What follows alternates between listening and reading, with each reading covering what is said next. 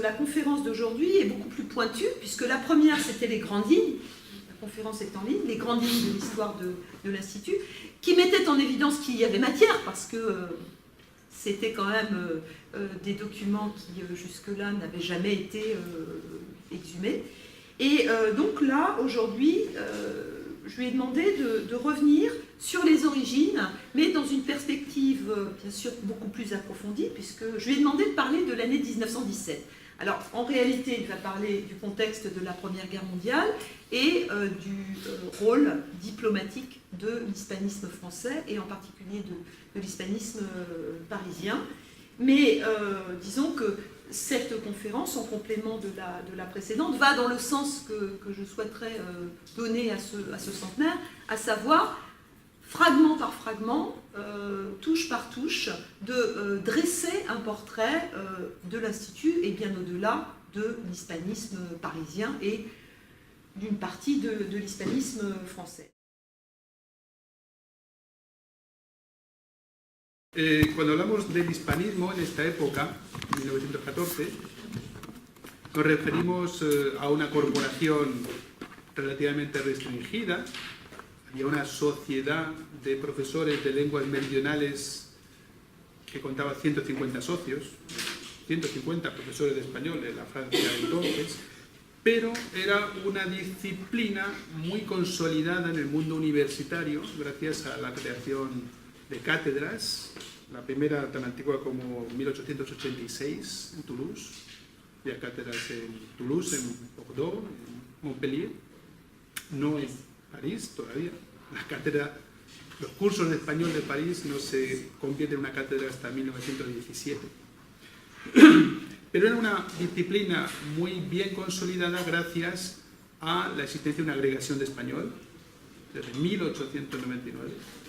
Gracias a una fuerte demanda, creciente demanda de profesores de español en los liceos, sobre todo del Midi francés, gracias a la existencia del diploma de études supérieures en civilización hispánica, y sobre todo gracias a la existencia de dos importantes revistas de erudición, la Revue Hispanique de Fussé-Delbos, la más antigua, y el Bulletin Hispanique, que existe todavía. La Revue Hispanique desapareció hace muchos años. Bulletin Hispanique, que comienza a publicarse en 1899 en Burdeos, que son dos revistas de erudición, sobre todo la Revue Hispanique, más universitaria, el Bulletin, que convertían el hispanismo en una disciplina perfectamente arraigada ya en el mundo universitario francés. Y una disciplina en expansión, que se apoyaba sobre todo en razones prácticas, demanda del castellano, sobre todo en el sur de Francia, y por lo tanto de profesores preparados para la enseñanza secundaria del castellano, por razones comerciales, por razones de política internacional. Había una demanda creciente del español, que era la tercera lengua más extendida. Entonces, después del inglés y junto con el francés, era una lengua internacional ya entonces. Había razones pedagógicas que se habían utilizado para hacer avanzar la implantación del español, porque era una lengua, se decía que era una lengua fácil, era una lengua que se aprendía más rápidamente que el alemán o que el inglés, que daba resultados más pronto, que resultaba crecientemente demandada, y con el argumento estrella entonces, una lengua con la que se accedía a una civilización, a una cultura en castellano, que cualquier honnête homme tenía que conocer, y que habría el acceso a una literatura especialmente importante porque, decía Martinaz, por ejemplo, era la que más había influido en la literatura francesa. Las relaciones literarias con la cultura española habían sido determinantes para entender la evolución de la literatura francesa. Bueno, era una disciplina, por lo tanto, perfectamente constituida, pero el hispanismo había desbordado el ámbito universitario francés y había logrado ya crear organismos de investigación y de formación avanzada fuera de Francia. Fundamentalmente existía ya l'École de Hautes Études Hispaniques, creada por la Universidad de Burdeos en Madrid, los cursos en Burgos y en Madrid de la Universidad de Toulouse, dirigidos por Ernest Mérimée, habían creado pues el origen de lo que ahora es la Casa de Blázquez, ¿no? un instituto de altos estudios en Madrid, con un proyecto de colonización cultural, así lo llamaba del mundo hispano.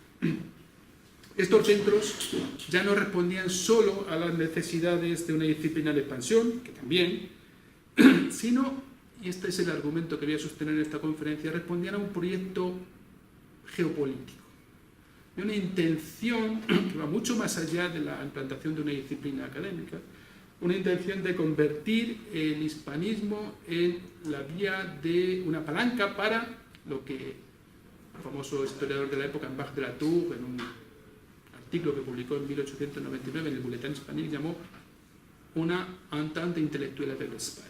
El proyecto era convertir el hispanismo en el instrumento de un acercamiento intelectual, moral y político, por lo tanto, con España.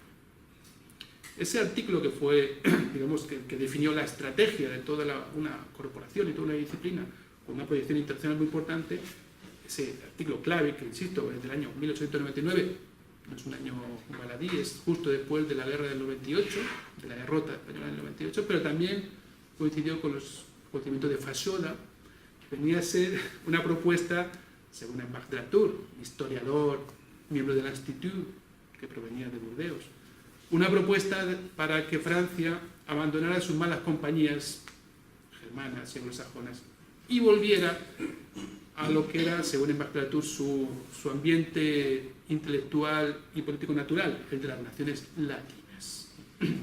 1899. Las universidades en ese gran proyecto geoestratégico tenían un papel muy importante que jugar en esa alianza intelectual. Y cito a Mbach. Les alliances qui durent ne sont pas seulement les mises en commun des intérêts passagers, mais des coalitions d'âme. Et c'est pourquoi cette entente intellectuelle entre l'Espagne et nous s'impose comme le prélude de l'entente commerciale et politique. C'est pourquoi, en le préparant, nos universités feront œuvre nationale. En travaillant au rapprochement que nous souhaitons, les universités auront bien mérité du pays et par surcroît de la science même et des idées. O sea que el hispanismo tenía una misión política que desempeñar en el ámbito de las relaciones internacionales. Y los hispanistas, por lo tanto, un compromiso patriótico que cumplir. Esto podía chocar, de hecho chocaba, con una concepción ética profesional de los universitarios de entonces que se consagraban a la ciencia pura, desinteresada, al cultivo de la verdad. De hecho, la revista Pro Hispanic criticó duramente este manifiesto político de Mbach de la Tour. Pero, porque la implicación patriótica de la ciencia era una especie de horrendo pecado todavía en la época. El argumento de Mbach de la Tour contra esas críticas estaba muy bien expresado en muy claro. Jean Tambien decía que ce faisant, on nous accusera volontiers d'obscurantisme. On nous répétera que la science ne doit pas avoir de préférence, n'ayant pas de patrie. Mais si la science n'a pas de patrie, le savant en a une. Si la pensée a ses droits, l'écrivain a ses devoirs. La ciencia pertenece al mundo del desinterés, pero el investigador, el hispanista, tiene compromisos patrióticos que cumplir. Palabras escritas en 1899, que pueden aplicarse y que cobran todo su sentido cuando las trasladamos a la coyuntura de 1914. Cuando los hispanistas, como todos los franceses, se encontraron ante la urgencia de cumplir con sus deberes patrióticos. Bueno, el primer intento de aplicar esa estrategia de acercamiento, de entente moral e intelectual con España, data en realidad un poco antes de la Guerra del 14, data en 1912, cuando se arregla el contencioso marroquí que había enfrentado a los dos países y cuando se firma el Tratado del Protectorado de Marruecos y el fideicomiso que se le otorga a España en el norte, en el Rif de Marruecos, pero que significaba que la importancia de España como socio internacional de Francia aumentaba ostensiblemente. Los dos países tenían que colaborar en la obra de colonización de Marruecos y había una necesidad de crear una entente entre los dos países que sostuviera ese esfuerzo. Además, en 1912-13, en un momento en que los asuntos de la política europea se deslizaban rápidamente hacia un enfrentamiento militar que hacía aún más interesante la alianza con España. Esta fue la ocasión para un primer impulso oficial y un reconocimiento tangible del hispanismo como una herramienta de diplomacia cultural, aprovechando, por ejemplo, la inauguración del Institut Français de Madrid en 1913. En marzo de 1913 se inaugura el Institut de Madrid, que es la institución que reúne l'École des Études de la Universidad de Burdeos y los cursos de la Universidad de Toulouse en una misma institución, en un edificio que existe todavía en la calle, la calle Marqués de la Ensenada de Madrid. Y allí asiste a la inauguración Monsieur Stig, ministro francés de Asuntos Exteriores, y Conde Romanones, presidente del gobierno español, en una ceremonia cultural pero también política, donde se impulsa y se habla de la orientación de España hacia la Entente. Un año después, en 1913, el presidente Poincaré visita España con la intención de cerrar ese acuerdo internacional, coincidiendo justamente con la creación del Centre d'études franco-hispaniques en la Sorbonne. Por eso, la primera iniciativa del hispanismo parisino, la creación del Centre d'études franco-hispaniques, que data de diciembre del 12, pero que empieza a funcionar en el 13, coincide con esta serie de iniciativas diplomáticas hacia un acercamiento bilateral. En fin, es, por lo tanto, el primer momento en que las instancias oficiales, los gobiernos de ambos países, descubren las posibilidades que las instituciones hispanistas en Madrid o en París pueden aportar a ese proyecto de entente internacional. Pero ese entente falló de forma dramática en agosto de 1914. Las declaraciones de guerra son del 1, 2, 3 de agosto de 1914. El 7 de agosto, muy pocos días después, el gobierno español, en un decreto firmado por el rey, declara la neutralidad incondicional de España, a todos los efectos. Una neutralidad, la más estricta neutralidad de los súbditos españoles, decía el decreto, con amenazas y con sanciones de pérdida de la nacionalidad a aquellos súbditos, entonces de súbditos españoles, que colaboraran con alguno de los beligerantes, sin consultar a los gobiernos aliados y tampoco sin recibir presiones por parte de los gobiernos aliados. El gobierno español declaró la neutralidad, que mantuvo durante todo lo largo de la guerra. Fue uno de los pocos países de Europa, junto con Suecia y Suiza, creo recordar, que consiguió mantener la neutralidad durante todo el transcurso de la guerra, con muchas dificultades y presiones interiores y exteriores, pero se mantuvo la neutralidad. Claro, la proclamación de la neutralidad española provocó inmediatamente una fuerte tensión entre las élites políticas de los dos países. Para los franceses, para el gobierno, para la prensa francesa, la neutralidad española fue una decepción. Y no faltaron los reproches a esa hermana latina que se mostraba tan inicua en sus responsabilidades en un momento dramático. La prensa francesa no entendía la actitud distanciada del gobierno español. De todas formas, al comienzo de la guerra se pensaba que esta iba a durar unos pocos meses y no se concedía tampoco demasiada importancia a la colaboración de un gobierno poco importante en el tablero internacional como era el español. En realidad, la neutralidad española, como lo explicó Manuel Azaña, quien luego sería presidente de la República, en un artículo en la época, no era una neutralidad libremente elegida, sino una neutralidad impuesta, pero impuesta por la propia debilidad de la nación española. Una neutralidad forzosa, decía Azaña, impuesta por nuestra indefensión, por nuestra carencia absoluta de medios militares capaces de medirse con los ejércitos europeos.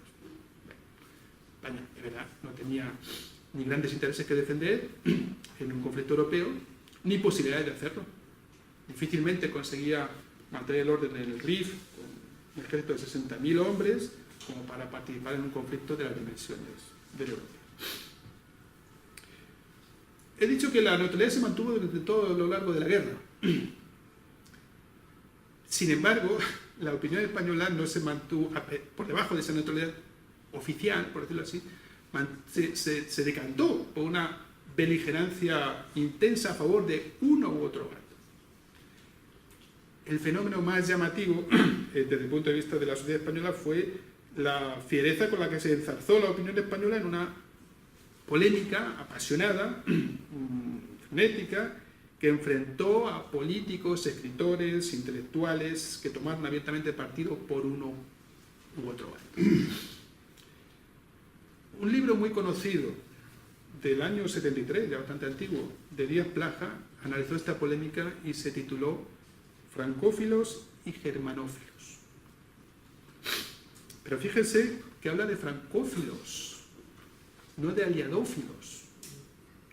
Lo que hace sospechar ya que la verdadera cuestión del enfrentamiento y de la polémica se centró básicamente en la actitud hacia Francia, hacia la vecina Francia. Muchos entendían, como por ejemplo sostenía Jacinto Benavente, que los aliadófilos eran realmente nuevos afrancesados. No había anglófilos, los aliadófilos eran básicamente francófilos. Afrancesados, partidarios de que España perdiera su personalidad histórica para abrazar los ideales de su vecina. La división entre la opinión ya se vio muy claramente desde el principio. Un folleto de Alcalá Galiano del año 16 lo explicaba de forma meridiana. Hablando en términos generales, las izquierdas eran francófilas y las derechas germanófilas. En las izquierdas, o sea, los amigos de Francia, pudieron agruparse los republicanos y radicales, partidarios de la política actual francesa, también monárquicos liberales, independientes, intelectuales, escritores. Frente a esto los germanófilos, decía Alcalá Galiano, o sea, las derechas, el clero, los carlistas, la oficialidad del ejército, las clases conservadoras y la mayor parte de las damas aristocráticas. Esta clasificación es un tanto esquemática y habría que matizarla. Primero porque no es cierto que la sociedad se dividiera en esos dos bandos, en la sociedad que contaba, la sociedad culta, claro. En realidad, el fenómeno mayoritario era el neutralismo. La mayor parte de la gente se mostró partidaria de mantener la neutralidad oficial. No hubo nadie, excepto Leroux y Lerroux y ¿cómo se llama? El escritor de Valencia, Ibáñez, Blasco Ibáñez, excepto Lerroux y Blasco Ibáñez, nadie defendió la participación de España en la guerra. Podían ser partidarios de la victoria de uno u otro bando, pero sí que España participa. Por lo tanto, tras esa división entre francófilos y germanófilos, hay que tener en cuenta que todo el mundo era mayoritariamente partidario de mantener la neutralidad. Y por otro lado hay que tener en cuenta que esos dos bloques no eran en absoluto homogéneos, bloques compactos. Había gente de izquierdas, partidaria de que eran germanófilos, había gente de derechas, que eran francófilos. Estos últimos, los más destacados, por ejemplo, eran Azorín, Valle Inclán, gente muy conservadora, en el 14 ya, claramente francófilos, igual que Luis Jiménez de Asúa, que luego sería dirigente socialista, Margarita Nelken o Pío Baroja, eran gente de izquierda que se proclamó germanófilos.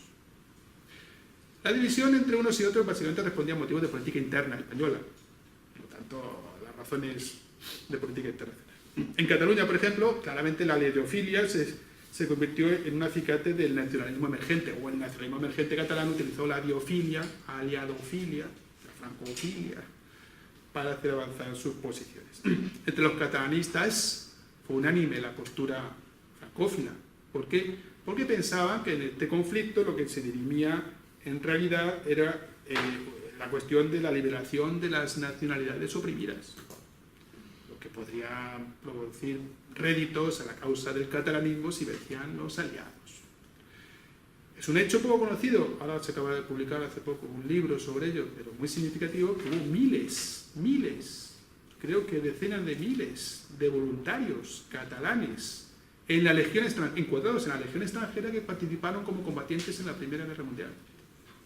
Encuadrados en la Legión extranjera, nunca formaron una unidad propia, porque en España nunca hubiera permitido, ni en francés, que hubiera una unidad de un batallón de catalanes en la Legión extranjera, voluntarios, a los que se se les quitó la nacionalidad española por ese gesto. Es decir, hubo un compromiso, intelectual o en este caso militante, de muchos españoles en la guerra mundial a favor de uno u otro. Pero lo que nos importa, en este debate, en estas polémicas, en esta división de la sociedad española a favor de uno u otro bando, dos hechos fueron los que sorprendieron más desagradablemente a los observadores franceses y por ende a los hispanistas franceses. Uno fue la irrupción súbita e inmediata desde el comienzo de una potente propaganda de Estado llevada a cabo por Alemania, en España, por la embajada alemana en España, con la ayuda de la numerosa colonia de alemanes residentes en España, que se dedicaron a distribuir folletos, panfletos, comunicados y a hacer una labor metódica de propaganda a favor de la victoria alemana. Cosa que chocó para los contemporáneos de la propaganda de Estado, una cosa inédita, que las embajadas y que se lanzaran a construir o manipular la opinión, era algo que chocó a los contemporáneos, pero que enseguida imitaron todas las potencias beligerantes, entre ellas Francia también. El segundo hecho llamativo que sorprendió a los observadores franceses fue la fuerza de la manifestación virulenta de una ruidosa germanofilia que se expresaba en la prensa española y en general en los medios de comunicación, germanofilia que era indistinguible de una fuerte francofobia. Y además ambos fenómenos se retroalimentaban, es decir, la propaganda alemana cultivaba la francofobia y la francofobia era el principal componente de la germanofilia española. Bueno, en el caso de la propaganda de Estado hay que decir que como los alemanes partían en desventaja, ahora explicaré por qué, tuvieron que gastar mucho dinero en comprar periódicos españoles, en sobornar periodistas para hacer colocar las noticias de sus agencias de noticias en los medios de comunicación españoles. La ventaja de los franceses es que controlaban las agencias de noticias, que en la época era prácticamente un monopolio de una agencia llamada Agencia Fabra, que era sucursal de la agencia Havas, controlada por el gobierno francés. De forma que, digámoslo claramente, el monopolio de las noticias internacionales que llegaban a los periódicos españoles en la época lo controlaba una agencia gubernamental francesa. Por lo tanto, los franceses tenían más facilidad para colocar noticias interesadas en la casa. Los alemanes tuvieron que gastar mucho más dinero para compensar esa cierta venta. Aún así, la embajada francesa inmediatamente copió los métodos de la propaganda alemana y creó, de forma improvisada, en Francia no hubo hasta 1915 una maison de la presse encargada de la propaganda. La embajada improvisó un llamado Comité International de Propaganda para distribuir folletos y para hacer la réplica de la propaganda alemana, para contrarrestar la maniobra de la propaganda alemana, distribuyendo folletos, distribuyendo panfletos y publicando libros supuestamente documentando a la opinión española sobre los sucesos de Bélgica, sobre la forma que se conculcó el derecho internacional, sobre las atrocidades alemanas en el norte de Francia. ¿Quién hizo ese trabajo? ¿Quién formó parte de ese Comité Internacional de Propaganda? Los hispanistas destacados en Madrid. Claro, los Ernest Mérimée, Pierre Paris, Albert Musset, un joven doctorado, no, un joven becario en la École de Haute Étude, el núcleo de hispanistas que estaban en Madrid en ese momento.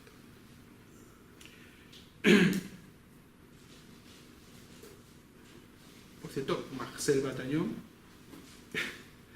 era un joven de 20 años que fue llamado a filas, pero fue enviado a España en misión porque tenía una pleura, un problema físico que le impedía ir al frente de batalla, y fue adscrito a ese Comité Internacional de Propaganda. Los 6 meses que pasó Marcel Bataillon en España, su primer viaje a España, entre 1915 y 1916, los dedicó a visitar todos los consulados franceses por la península para llevar las instrucciones del Comité Internacional de Propaganda, crear sus comités de propaganda por todas las regiones españolas. Y eso está recogido en un informe que se ha publicado en un libro de documentos de Marcel Bataillon. El informe que elaboró él para el comité al finalizar su misión. La propaganda francesa también se dedicó a subvencionar y apoyar a los medios francófilos españoles, naturalmente, y sobre todo sus grandes iniciativas, sus mejores logros fueron el apoyo a la revista España, una revista dirigida por Ortega y Gasset, inicialmente por Luis Araquistain después, que fue el portaestandarte de la francofilia, de la bibliofilia durante todos los años de la Primera Guerra Mundial, una revista de gran nivel intelectual. Y otra revista llamada Iberia, que se publicaba en Barcelona, que se editaba en castellano y en catalán. También otra gran obra de la propaganda francesa, puesto que fue subvencionada por el consulado francés y por un industrial francés radicado en Barcelona, donde escribía gente como Miguel Unamuno, Ramón Pérez de Ayala, Luis Araquistain, Josep Carnet, Gabriela Lomar, la flor innata de la intelectualidad española. La segunda gran sorpresa, decía, de los observadores franceses fue la fuerza de la germanofilia en España al comienzo de la guerra. Pero una germanofilia que se basaba, además, en gran parte en un rechazo a Francia. El conflicto del 14 volvía a poner de relieve, por lo tanto, con toda su crudeza, la extensión de esa francofobia, ¿no? De esa francofobia que parecía consustancial a los españoles. Es significativo, por ejemplo, que el señor Alfred Moguel-Fatio, el patriarca del hispanismo, profesor en l'École des études, no, en l'École pratique, l'École d'études pratiques se llama entonces, y que detentaba una cátedra en el Collège de France, dedicó el curso 1915-1916 en el Collège de France a analizar el rastro y la pervivencia de la galofobia en la historia de la literatura española. O sea, recoger todos los testimonios de xenofobia, pero especialmente de galofobia, diseminados por la literatura española. Cosa que no gustó mucho a los españoles. Al mismo tiempo, escribió 4 o 5 artículos muy virulentos en 1915, rebatiendo los argumentos de los germanófilos españoles, carlistas, todos ellos, y católicos. En un estilo además bastante virulento, ¿no? Sin tapujos, haciendo reproches muy vivos, por ejemplo, a los católicos españoles que sostenían a la germanofilia cuando Alemania estaba invadiendo a la católica Bélgica, por ejemplo. Es verdad que el mayor estímulo para la germanofilia del momento entre las clases dirigentes españolas, el clero, los oficiales del ejército, la aristocracia, era precisamente el rechazo a los valores que representaba la República Francesa. O sea, el laicismo, el liberalismo, la libertad de costumbres, pero también la prepotencia de la República Francesa hacia España en el asunto de Marruecos. Volviendo otra vez a Alcalá de Galiano, decía, para explicar la germanofilia. La derrota de Francia significaría, sobre todo, la bancarrota de la República. Eso y nada más vieron las derechas españolas, o sea, la posible desaparición de un gobierno vecino peligroso para nuestros intereses y la revancha de la persecución religiosa y, sobre todo, la de ciertos sinsabores entre Francia y España. Claro, los hispanistas de la época, les Martinat, les Mérimée, llamaron la atención sobre el peligro que suponía para su causa esa hostilidad latente contra Francia de importantes sectores españoles. No solamente los hispanistas, sino gente como Raymond Lantier, Louis Bertrand, historiador y académico, Anatole de Moncy, político muy estrechamente unido a los intereses en España, consideraban que esa francofobia en la opinión española era de extrema gravedad y propugnaron una acción decidida que contrarrestara la avalancha germanófila en España. Salvo Moguel-Fatio, que ya he dicho que respondió de una forma muy agresiva a esa germanización y que consideró desde el principio superflua incluso nociva, cualquier campaña de propaganda. El resto fueron firmemente partidarios de hacer una campaña de imagen, una campaña de propaganda, para intervenir en la polémica y defender, claro, el buen nombre de Francia y entrar en la controversia para defender la causa de su país. El Bulletin Hispanique, por ejemplo, la revista estandarte de la disciplina, abandonó el tono académico circunspecto que correspondía a una revista de erudición y empezó a publicar artículos de actualidad que participaban en esa intensa polémica. Claro, artículos muy de combate. No así la Revue Hispanique, la de Fouché del Bosque, que era una revista que se pretendía totalmente imparcial, ajena, una revista monástica, ajena, y que sobrevivió difícilmente en los años de la Primera Guerra Mundial sin ningún apoyo oficial, porque nunca entró en la polémica, pero con el apoyo de la Hispanic Society de Monsieur Hamilton, un apoyo rico, millonario norteamericano. Pero lo que se jugaba para los hispanistas no era un asunto menor. Se trataba de la importancia de la opinión pública a la hora de tomar la decisión de participar o no en un conflicto armado. La guerra había demostrado que los sentimientos hostiles de una parte importante de la opinión pública española eran un muro para la alianza entre los dos países y eso se demostró cuando, por ejemplo, en 1916, con Romanones, de presidente del Consejo de Ministros español, hubo un intento, cierto, de que España participara. Romanones era un partidario de participar en el conflicto, de declarar, romper las relaciones con Alemania, cuando estaban hundiendo, sus submarinos estaban hundiendo barcos neutrales españoles, y la influencia, la campaña de los germanófilos hizo que Romanones tuviera que presentar su dimisión. La fuerza de la opinión de los medios germanófilos en España era tremenda, por lo menos para impedir que España abandonara la neutralidad. Claro, cuando hablamos de la opinión hay que entender lo que era entonces la opinión pública, como lo definía un articulista en el Bulletin. Dice: la opinión no es el vulgo de campesinos semi-analfabetos que nada piensan ni nada saben en su alejamiento de la vida civil, sino el sentir de gente que destaca entre la intelectualidad, que es la que da el tono del pensamiento nacional. La opinión pública es los que leen los periódicos y sobre todo los que crean opinión escribiendo los periódicos. Bueno, todos los interesados en la cuestión española, por lo tanto, coincidían en que era necesaria una campaña de propaganda que despertara sentimiento de simpatía hacia Francia y de amistad y que sentara las bases en profundidad de una futura entente entre los dos países. El problema, y en eso se dividieron rápidamente los hispanistas, era cómo hacer esa propaganda, a qué sectores debía dirigirse, qué argumentos debían utilizarse y sobre qué valores debía sostenerse esa campaña. Fue motivo de un intenso debate entre los propios hispanistas. Había que mantenerse fieles a los principios republicanos, liberales, democráticos, como sostenía Ernest Mérimée, sin disimular los valores de la Francia republicana, por lo tanto, sin adular a los sectores conservadores españoles. O, como sostenía Maurice Barré, un intercambio de cartas publicada en la Dépêche de Toulouse entre ambos. O bien, como decía Maurice Barré, esa era una postura radical, peligrosa y contraproducente, porque en España, como se sabía, país evidentemente católico, lo que había que mostrar era el rostro de la Francia católica, de la Francia de Joseph de Maistre y de Bonald. La consigna de los católicos franceses era «Dans un pays catholique, allez aux catholiques». Había, por lo tanto, un debate muy ideologizado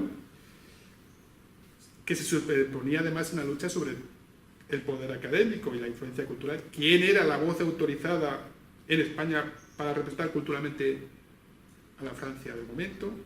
¿Qué orientación debían tener las instituciones culturales y académicas francesas en España? ¿Qué personas estarían al frente de ellas? Al final, la propaganda se dividió en dos organismos que llevó cada bando de forma paralela por su cuenta. Hubo un comité internacional de propaganda, del que he hablado, dirigido por Mérimée, Pierre Paris, Albert Mousset, que defendía esos valores republicanos, y al lado actuando paralelamente, estaba un comité católico de propaganda, cuyo líder espiritual era Monsieur Baudrillard, director del Instituto Católico de París, que luego fue obispo, Monsieur Baudrillard, que era un hispanista, que ha hecho su tesis sobre la política de Felipe V. Así que el hispanismo se dividió en dos familias espirituales que exigían para sí mismas el monopolio de la representación de Francia en el país, en España.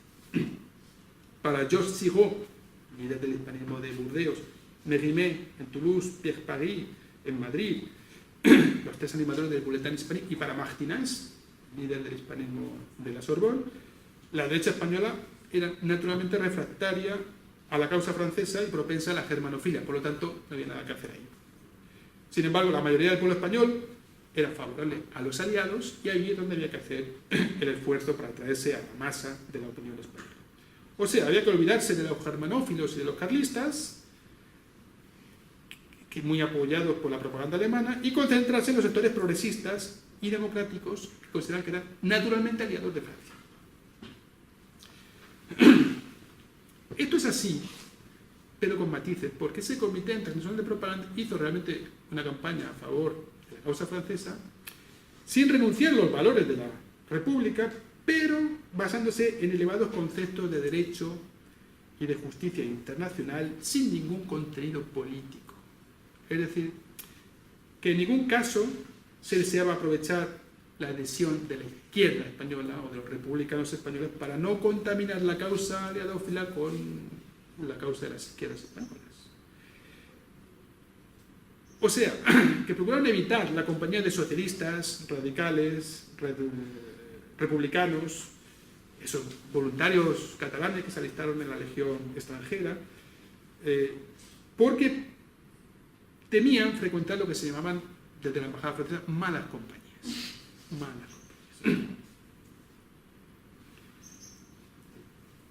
De hecho, eso acabó produciendo el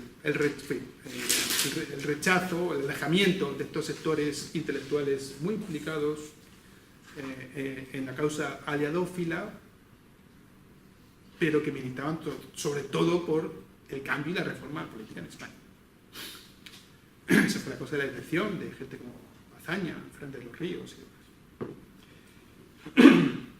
Bueno, mientras las instituciones hispanistas en España, por lo tanto, recibían un gran impulso gracias a las necesidades de la propaganda y un fuerte apoyo y una subvención oficial importante, la disciplina en Francia se vio perjudicada por los acontecimientos. Todos los estudiantes tuvieron que marchar al combate, se cerraron muchos cursos universitarios, se suspendió la agregación de español en el año 1915. Los concursos se suspendieron, se reanudaron en el 16, se lo contaba antes en Nancy, y en el concurso de la agregación de español, en el año 16, solo se presentaron 2 mujeres, los hombres estaban en el campo de batalla, y eso permitió que por primera vez una mujer obtuviera el puesto de agrégé de español, Mathilde Pomes, en un concurso presidido, el jurado estaba presidido por Martinez. 2 mujeres únicamente para una sola plaza que sacó Mathilde Pomes. La mayor parte de los jóvenes hispanistas estaban en el frente. Henri Mérimée, el hijo de Ernest Mérimée, está en el campo de batalla. Maurice Legendre, que estaba en el campo de batalla, aunque Maurice Legendre fue rescatado para una misión de propaganda luego en España. Pierre Paris perdió 4 hijos en la guerra. Pierre Paris, el director del Instituto Francés de Madrid. Pero otros estaban en sus labores de propaganda en Madrid. Albert Mousset, ya citado, Camille Pitolet, uno de los primeros agrégés de español, fue destinado como adjunto del agregado naval en Madrid. Georges Siraud, un catedrático de español de Burdeos, cumplió misiones de espionaje en España, hizo informes sobre la situación de la prensa en España. Marcel Bataillon, ya hemos dicho, fue destinado en misión de propaganda por ese comité internacional en el año 15-16. Pero a esto se dedicaban los hispanistas de la época, o a luchar en el campo de batalla o a luchar en el campo de la propaganda en España. En todo caso, el fervor patriótico en la época no era discutible, no era renunciable. La forma de propaganda que tuvo más éxito y la más trascendente para el origen del hispanismo, yo creo, fue el envío de misiones académicas compuestas de prestigiosos intelectuales. La más famosa, la que envió l'Institut de France en 1916 a España, con el fin justamente de mostrar la superioridad moral, intelectual y científica de Francia sobre sus enemigos y demostrar que la guerra no había interrumpido el natural rayonnement de la cultura francesa por el mundo. La idea de esta misión académica justamente procede de Henri de la Tour, este historiador de Burdeos, académico en París, autor de ese artículo programático de 1899, que en el 1915 manda un extenso informe a Berthelot, que era el responsable, Philippe Berthelot, el responsable de la propaganda en el Ministerio de Asuntos Exteriores, en el Quai d'Orsay. Un informe estupendo en el que hace la propuesta de organizar una misión académica a España para atraer al mundo intelectual. El proyecto consistía en realizar su plan de 1899 de una alianza con España a través del intercambio intelectual, la diplomacia cultural, captando a las élites de la opinión americana. El hispanismo ofrecía una vez más su colaboración al gobierno, pero a cambio de tener un apoyo oficial para su desarrollo. En el informe de Henri de la Tour se exponía la preocupación de la posición que adoptaba España en la guerra, pero no la preocupación por la neutralidad política.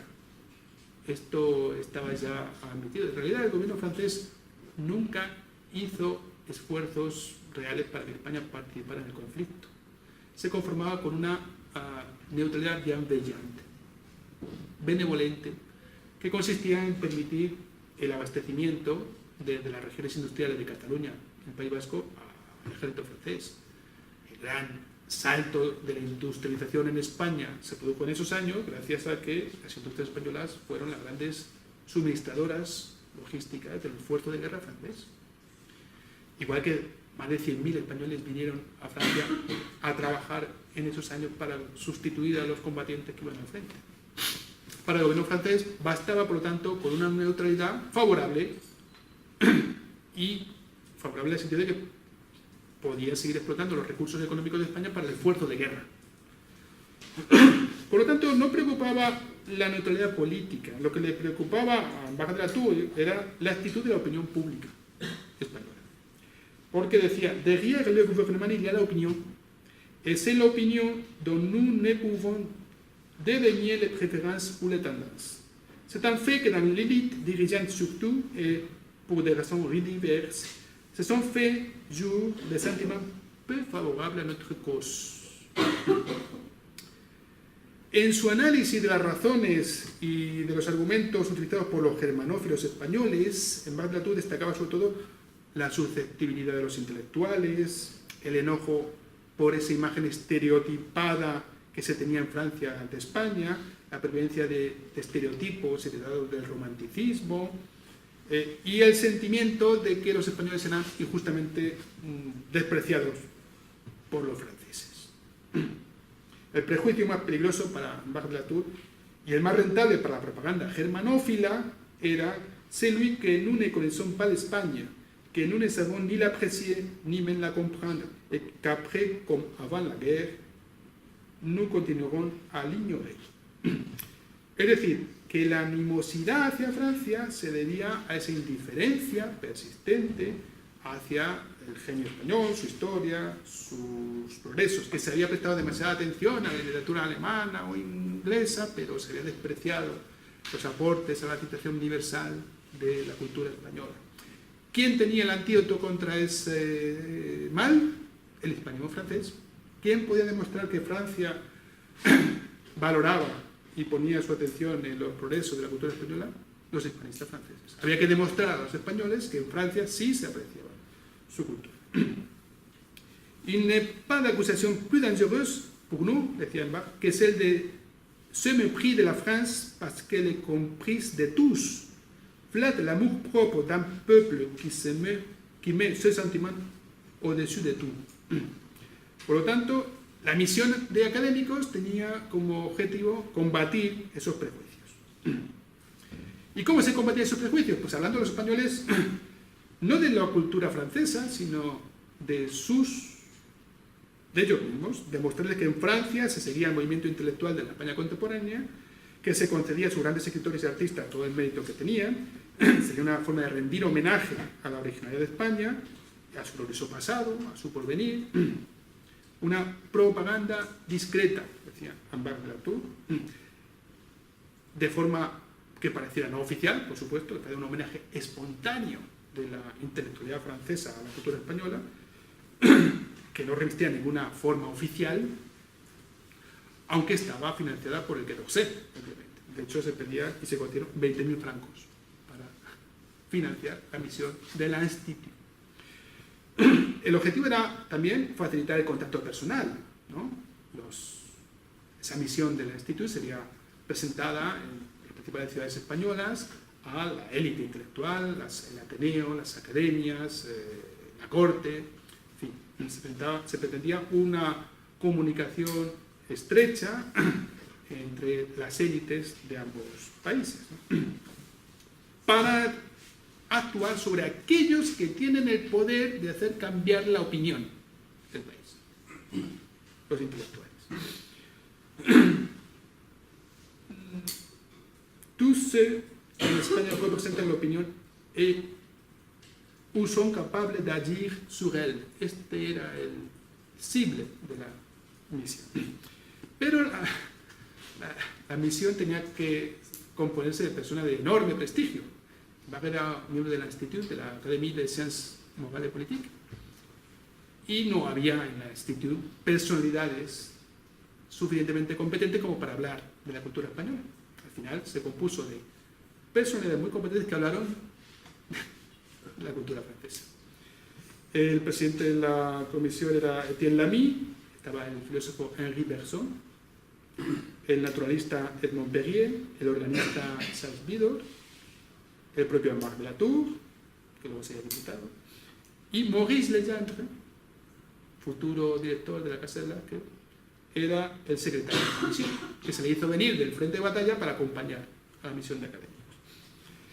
Todos eran católicos, liberales y conservadores, menos Henri Bergson, que es, creo entender, de origen judío, de origen polaco, ¿no? Henri Bergson era de origen polaco, judío, pero, en fin, un hombre muy bien dispuesto hacia el hecho religioso, es decir, no era en absoluto ninguna anticlérica. La misión llegó a España en la primavera del 16, en plena batalla de Verdun, un momento crítico en la guerra. El éxito fue instantáneo. Los auditorios se llenaban, cada sesión, cada conferencia de estos grandes intelectuales era una manifestación francófila, se gritaban ¡Viva la Francia!, al acabar sus intervenciones. Las personas eran aclamadas por el público en las instituciones. La opinión liberal y, por supuesto, la opinión francófila y pro-aliada la acogieron con entusiasmo. Los germanófilos se mantuvieron en silencio.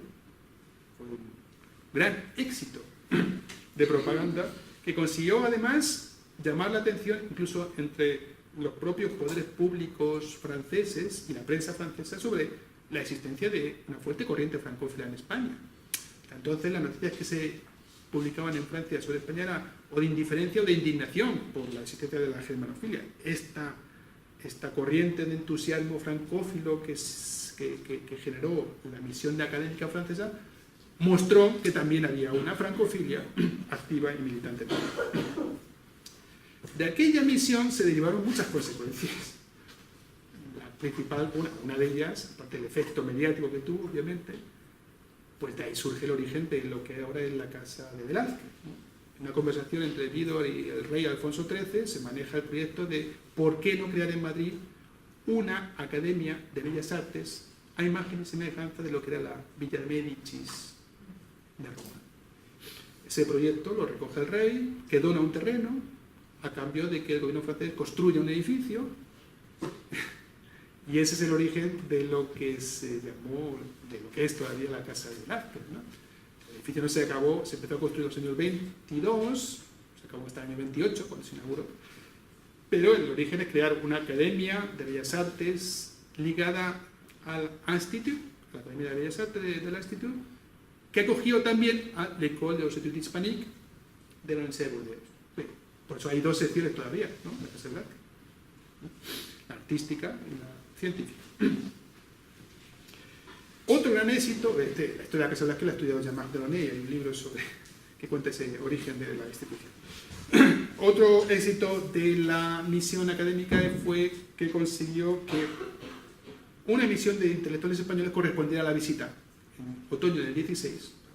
Una misión de académicos españoles fue a Francia para demostrar su solidaridad y su apoyo a la causa francesa, presidida por el Duque de Alba, con Rafael Altamira, gran historiador, que había sido el que inauguró, por cierto, el Centre d'Études Franco-Hispaniques de la Sorbona en el año 13, Rafael Altamira, Menéndez Pidal, la gran gloria de la filología española, Manuel Azaña, como secretario del Ateneo de Madrid, entonces, Jacinto Octavio Picón, por las letras, Gómez Ocaña y Odón de Buen, por las ciencias, Miguel Blay y el pintor González Bilbao, por las artes, y el secretario Américo Castro.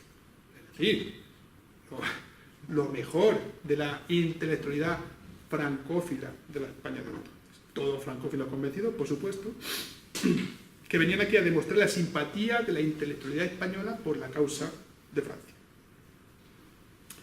Fueron agasajados y recibidos en París, como podéis imaginar, por todas las instituciones. En realidad se les paseó por fábricas, academias, la universidad, visitaron el Centre d'Études Franco-Hispaniques. Martinán se les enseñó ese gran y ejemplar laboratorio que llamó Menéndez Pidal el Centre d'Études Franco-Hispaniques, que funcionaba en la Sorbona.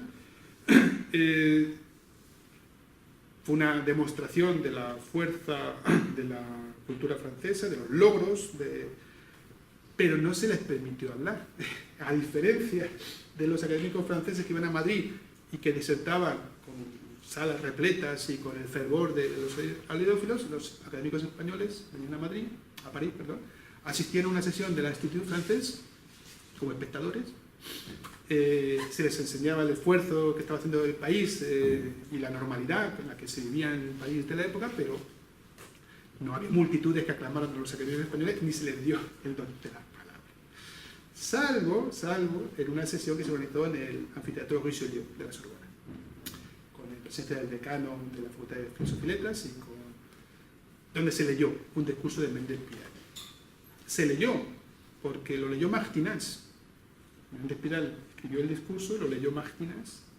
Probablemente Menéndez Pidal no tenía, o su francés era tan malo como el mío, o para expresarse en francés. Y fue la única ocasión en la que las autoridades académicas españolas pudieron manifestar. Pero todo eso apareció en la prensa, en las revistas, les entrevistó, Américo Castro hizo declaraciones, y había que mostrar la solidaridad de la intelectualidad española con Francia. Por cierto, que la conferencia de Menéndez Pidal en la Sorbona, está publicada en la revue de Langue d'Iran, trataba de quelques caractères de la literatura española. Quelques caractères de la literatura española. Un pretexto para que Menéndez Pidal hablara de las antiguas y estrechas y fructíferas relaciones lingüísticas y literarias entre España y Francia. Es más, contraponía la epopeya germánica, decía Menéndez Pidal, donde se ensalza al héroe individual impulsado por el odio y la venganza, a la epopeya francesa y española, inspirada por los ideales más humanos y más amplios de la patria, la cristiandad y la misma civilización europea. Discurso leído de Menéndez Pidal, discurso luego hablado de Rafael Altamira, también donde extraía las consecuencias de la guerra desde el punto de vista de la filosofía de la historia, y donde utilizaba pues, los tópicos de la época sobre la civilización inmaterial, teutona, la civilización espiritual, latina, y temas por el estilo. La misión visitó el frente de guerra, el frente de Reims y el frente de Verdún. Se les paseó los intelectuales españoles por la trinchera de Verdún en el momento de la gran carnicería. Manuel Azaña publicó en el Boletín Hispánico una crónica de su visita al frente extraordinaria, muy bien escrita y muy bien sentida, de su experiencia en el frente de Verdún en el año 16. Bueno, la visita tenía un fin propagandístico, obviamente también, en este caso para mostrar la solidaridad de la intelectualidad española, pero se aprovechó para apoyar también la causa del hispanismo. Américo Castro, por ejemplo, hacía entrevistas y hablaba de la necesidad de desarrollar la enseñanza de las lenguas respectivas en uno y en otro país. Il faut que cette visite, decía Américo Castro, soit le prélude à une pénétration qui permette aux Français de se repeindre davantage en Espagne et à l'Espagnol de se repeindre davantage en France. Il y aurait davantage à faire chez vous que chez nous, decía. La force de pénétration du français est telle que, presque sans nulle participation officielle, tout espagnol cultivé possède votre langue. La réciproque est infiniment plus rare. Peu de vos compatriotes sont à même de lire un ouvrage espagnol dans l'original. Ce qu'il faudra sans doute, c'est que vous donniez plus d'importance à l'espagnol dans vos programas. Fijaros que para los filólogos, intelectuales de la época, el estudio de una lengua se hacía con el fin de poder acceder a la literatura de otra cultura en su lengua original, o sea, acceder a la cultura elevada. Las cosas han cambiado, ahora se utiliza la literatura como medio para aprender el castellano. Antes se utilizaba la enseñanza del castellano como medio de acceder a la literatura, que es muy distinto. Estas dos visitas tuvieron sus consecuencias. Por ejemplo, inmediatamente después, en julio del 17, se crea un comité de rapprochement franco-español en el Institut de Francia, formado por los académicos de uno y otro país que habían participado en esta visita, con objeto de permanecer como un lobby, como un grupo de presión para impulsar esta entente amical entre los dos países. Comité que fue generosamente financiado por el Quai d'Orsay y que realizó muchas obras en beneficio de este acercamiento. Que mantuvo reuniones anuales en París y en Madrid, que permitían que esa comunicación y ese contacto personal de las élites académicas se mantuvieran en el tiempo. Además era un comité que tenía una sección artístico-literaria, en la que estaba Martinaz, por ejemplo, pero también una sección económica, una sección social, es decir, donde participaron los grupos económicos, las empresas con inversiones e intereses en España, y que pretendía facilitar no solamente los acuerdos culturales, sino también políticos, económicos y financieros. Esta conjunción de medios académicos y de medios de negocios resulta curiosa y original, ¿no? En este contexto, año 17, es cuando se toma la decisión del Consejo de la Universidad de la Sorbona, el 17 de marzo de 1917, de convertir el Centre d'études franco-hispaniques, que era previo a la guerra, en el Institut d'études hispaniques. Un cambio de denominación para manifestar la mayor amplitud que se quería dar a este organismo, aprovechando que este nuevo instituto tenía el apoyo económico, no solamente de la Embajada Española, que lo venía teniendo desde el principio, sino ahora también del Ministerio de Asuntos Exteriores francés. Es decir, el instituto se crea como un centro binacional con financiación de los dos gobiernos y como una punta de lanza de ese proyecto de crear una entente amical en el nivel de la cultura y de la intelectualidad que facilitara, que creara las bases a un acercamiento político y comercial. por lo mismo por lo que en ese año se convierte el curso de español de la Sorbona en una chaire magistrale para Martínez, que la desempeñará hasta el año 39, el año de su jubilación. En el Parlamento se habla de ese gesto de convertido el Centre en un Institut d'études hispaniques, decía el ministro de la Instrucción Pública, como una forma de manifestar l'intérêt que mérite l'étude de la langue et de la civilización española para el gobierno francés.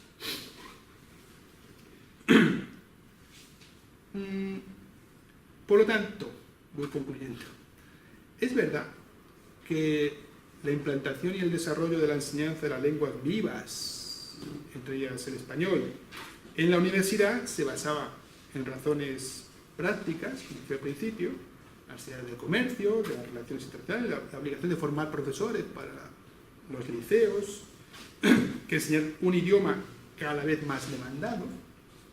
Había, por lo tanto, también razones pedagógicas y culturales. Las modernas humanidades, tal como se entendían, permitían el acceso al tesoro de la cultura de otra civilización que se expresaba en ese idioma.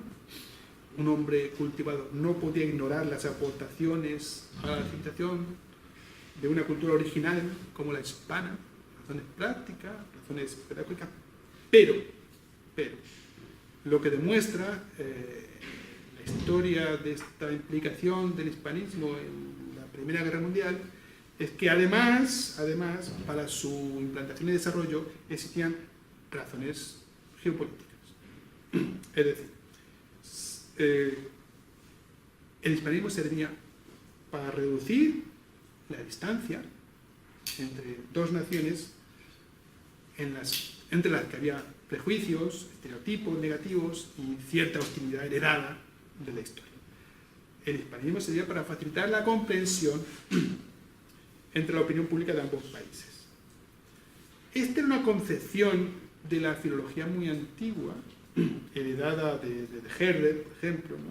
Que concebía que los pueblos viven espiritualmente en una lengua y que ese espíritu se manifiesta en los monumentos lingüísticos que son la literatura, y que a través del estudio de la literatura, por lo tanto, se puede llegar a conocer el alma, los rasgos y los caracteres de la nación. Estudiar una lengua es para hacer una literatura que nos abre la comprensión de los caracteres de una nación. Esta concepción de la filología clásica permitía a los contemporáneos entender que el estudio de la lengua y de la literatura española, por lo tanto, facilitaría la comprensión internacional. Lo decía Ambart de la Tour en su artículo, repito, de 1899, de una alianza intelectual con España. Pour se faire aimer, il faut d'abord se faire connaître. Ne l'oublions pas, la connaissance d'une langue ne crée pas toujours les intérêts, mais elle les sert. Elle n'éveille pas toujours les sympathies, mais elle les exprime. Il n'est pas indifférent pour nous, decía, que l'aristocratie ou la bourgeoisie libérale de l'Espagne parle le français. De forma inversa.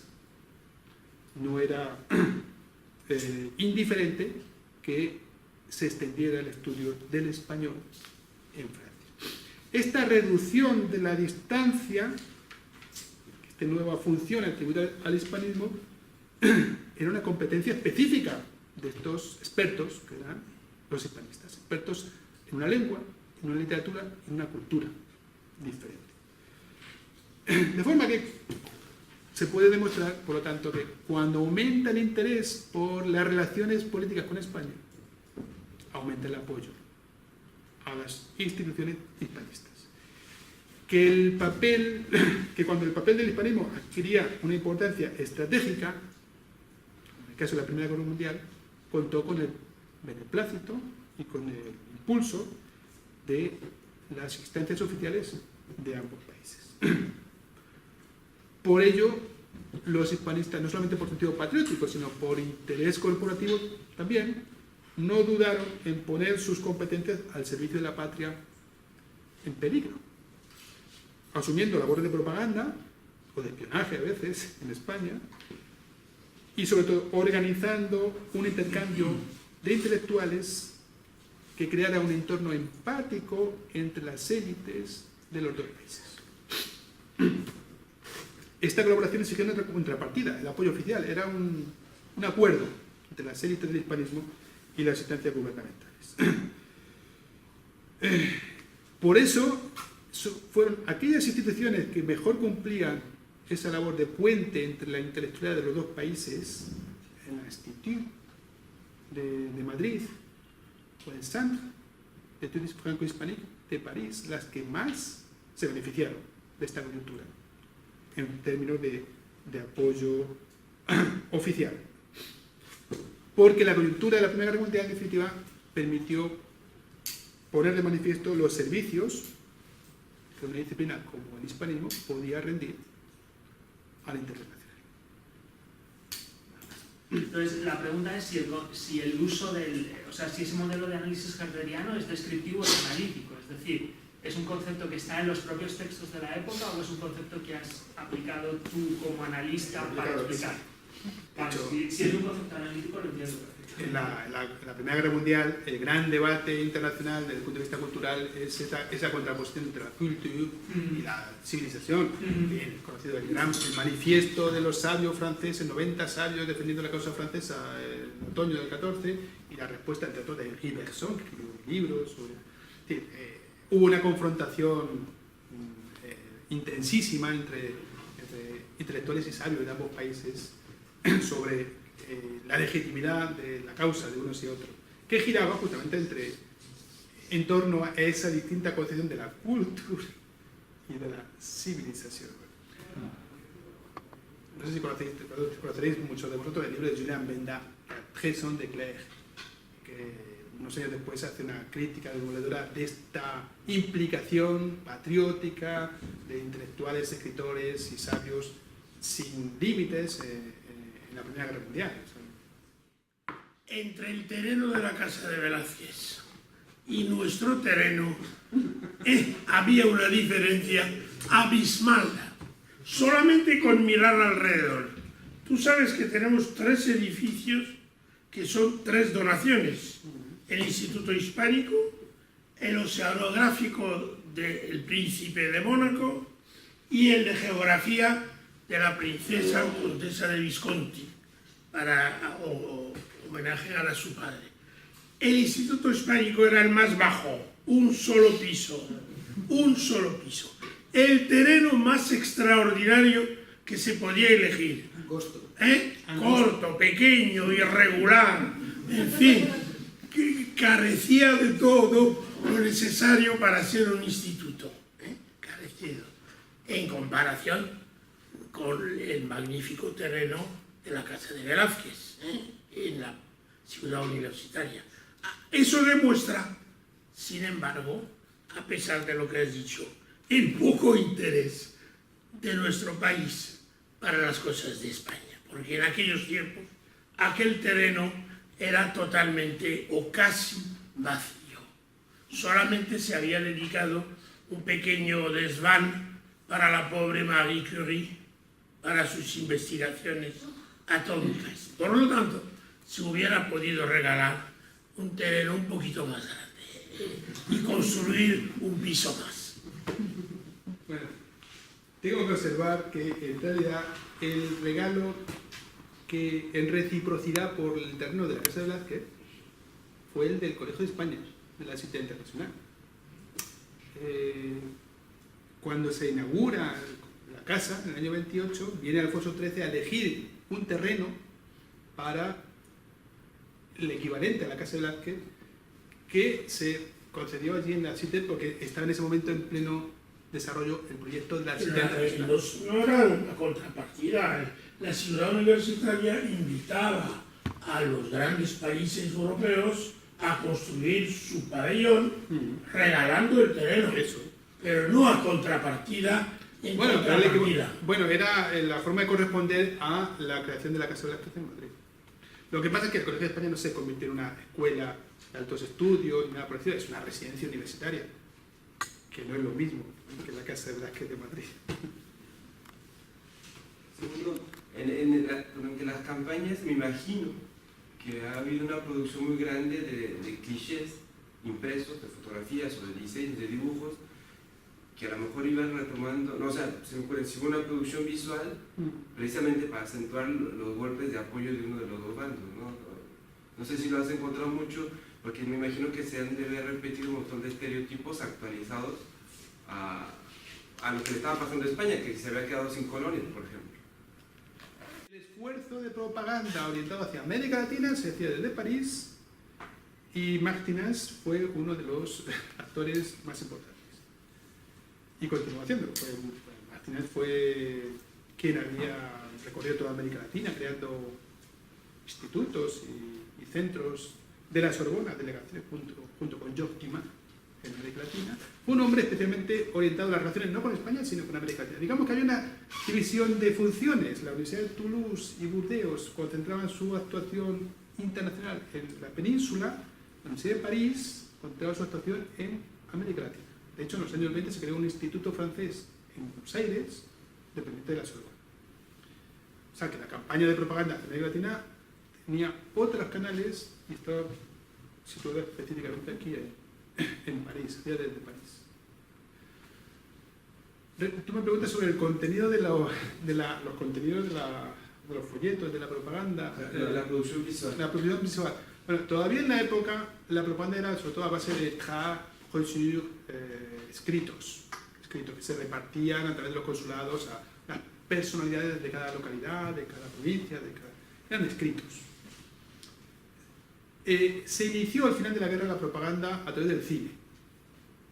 El cine ya era un medio de comunicación, cine mudo todavía, de uso incipiente. La propaganda norteamericana, por ejemplo, ya en la Primera Guerra Mundial hizo un uso masivo del cine. Se basó específicamente en la proyección de documentales y películas de forma gratuita por las ciudades españolas. Pero los aliados eran todavía más tradicionales. La propaganda se hacía a través de escritos. Y yo no recuerdo haber visto un material visual de ese tipo de propaganda. O sea, se hizo un uso extenso fue de las caricaturas, como sabes, en la Primera Guerra Mundial.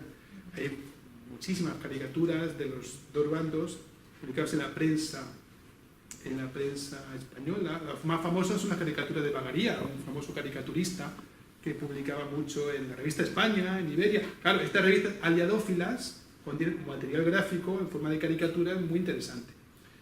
Pero ojo, Bagaría publicaba sus caricaturas en la prensa germanófila y en la prensa francófila. Él era un profesional, trabajaba para los dos bandos. Entonces me estoy preguntando si la reacción de Menéndez Pidal no es tanto a la guerra, sino también a otros católicos, quiero decir, porque Menéndez Pidal es más moderado, conservador tirando a moderado, pero no es carlista. Entonces, y por lo que yo he estudiado, consideramos el catolicismo como un bloque en general y está mucho más dividido de lo que parece, entonces, y tenían unas disputas muy fuertes entre ellos interiormente. Entonces me pregunto si en algún sitio ha registrado algo en relación a esto o no. Él se había formado en París y en Toulouse. Había sido discípulo, había asistido a las clases de Ernest Mérimée, pero del siglo XIX. Su formación era francesa y copiaba las técnicas y la metodología de la filología francesa. Era un hombre conservador, católico, pero liberal. Entre el catolicismo había un sector liberal, había muchos sectores.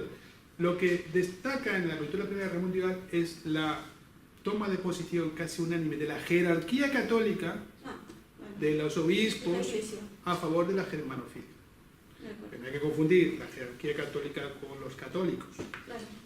¿Vale? Entonces, sí, casi unánimemente los obispos españoles eran germanófilos.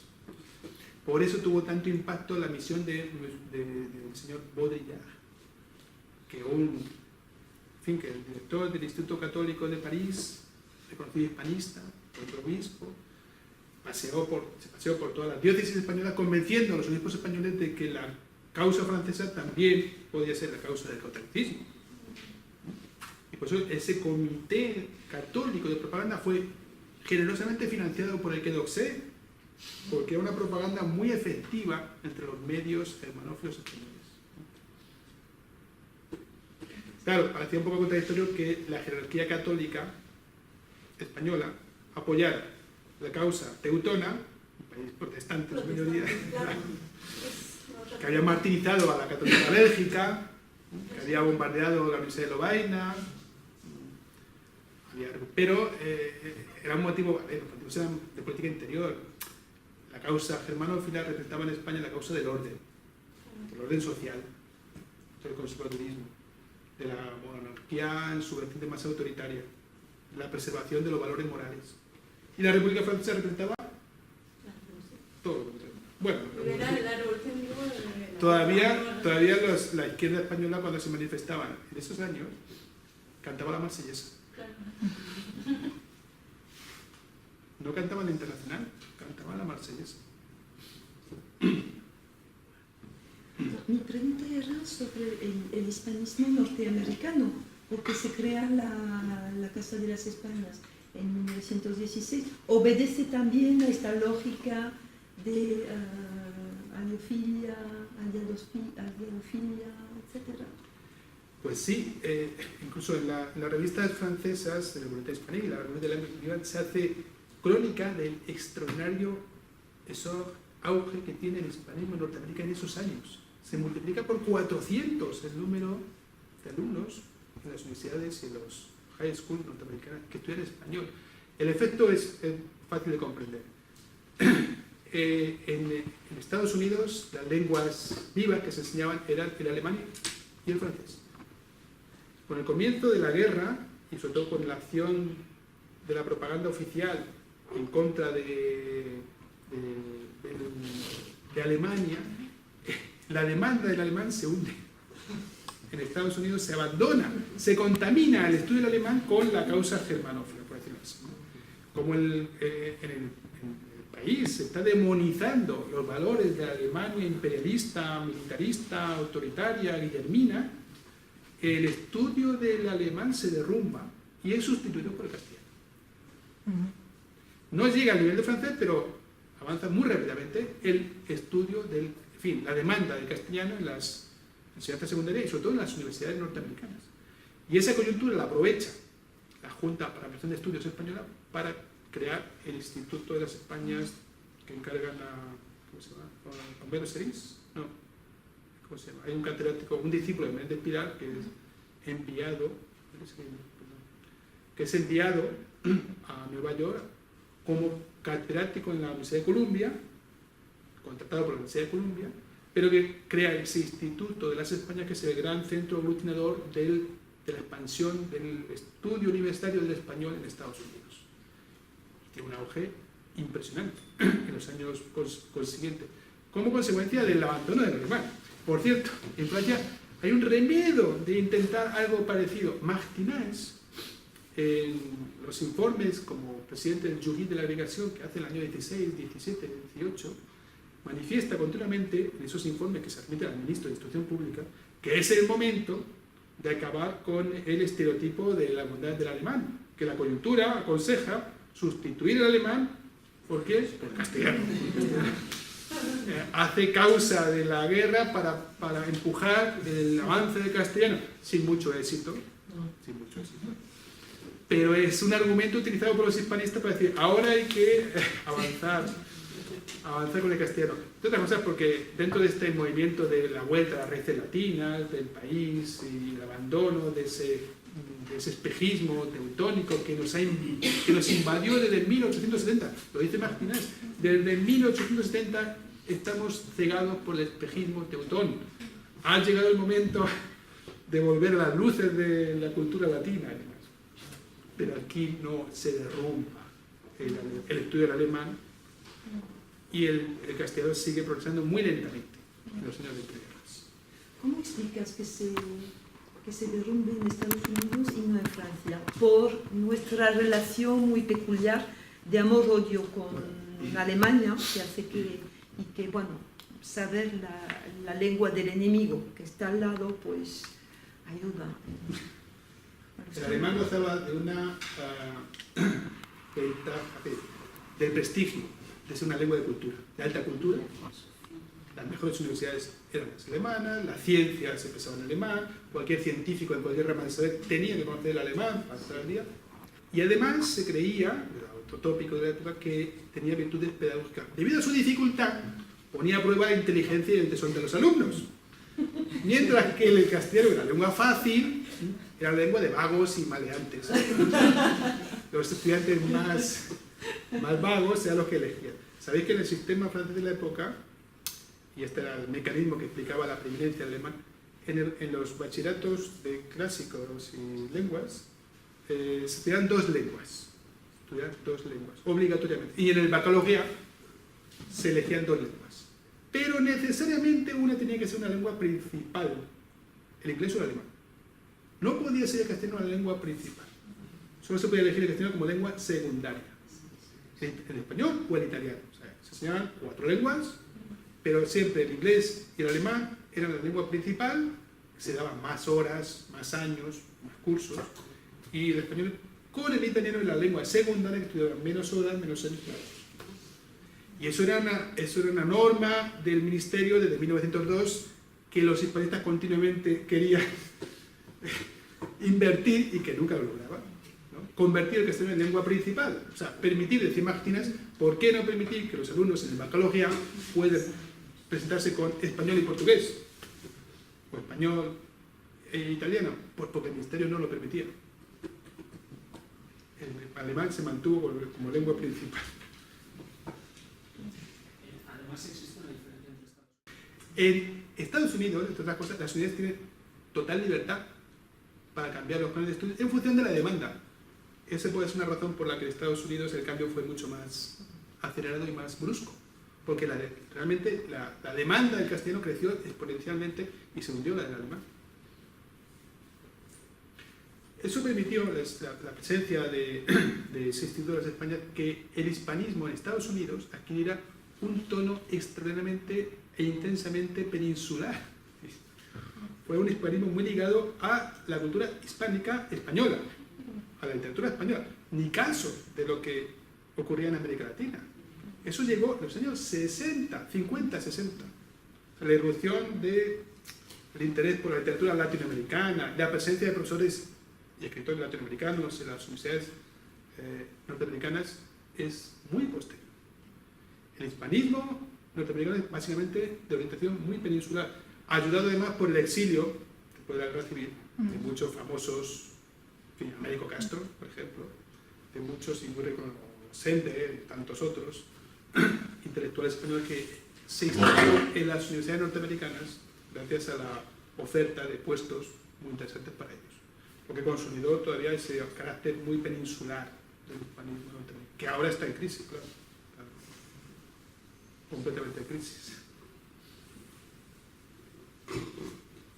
Bueno, yo no sé si esto sirve para hacer alguna luz sobre lo que a mí ahora me interesa, que es no solamente la historia de esta casa, sino la historia de la disciplina del hispanismo en Francia, en sus vicisitudes, ¿no? Las distintas coyunturas. No se puede entender, desde mi punto de vista, el desarrollo y los cambios de orientación del hispanismo sin entender el contexto sociopolítico e internacional de cada momento. Porque siempre los gobiernos están detrás. Bueno, eso era de marcharse. Gracias. Muchas gracias.